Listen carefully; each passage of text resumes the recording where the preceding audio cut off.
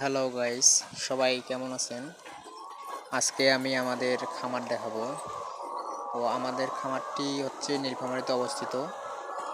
এটি একটি ৪৫০০ লেয়ার মুরগির সেট। তো আজকের তাপমাত্রা প্রায় দুপুর ১২টার পর ৩৪ ডিগ্রি আপ করছে, তাই আমরা মুরগিগুলোকে ভেজানোর চেষ্টা করতেছি।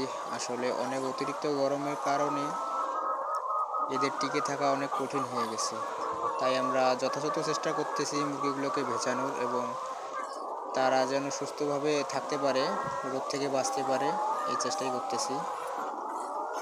তো যিনি এখানে মুরগিগুলোকে ভেজাচ্ছে, ইনি হচ্ছেন এই খামারের ম্যানেজার। তিনি এখানে ২৪ ঘন্টা থাকে, ডিউটি পালন করে এবং দেখাশোনা করে।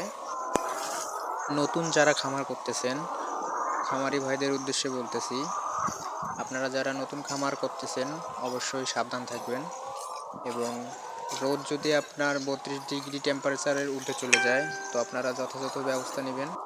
প্রয়োজনে মুরগিকে গোসল করিয়ে দিবেন এবং সবসময় শেডটি ঠান্ডা রাখার চেষ্টা করবেন, যেন শেডটি ২৫ থেকে ২৮ ডিগ্রি সেলসিয়াসের মধ্যে থাকে।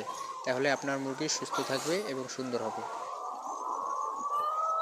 তো আজকে আমাদের এই খামারটি আপনারা দেখুন। আজকে সেরকম আর কিছু বলবো না, অন্য কোনো ভিডিওতে দেখা হবে।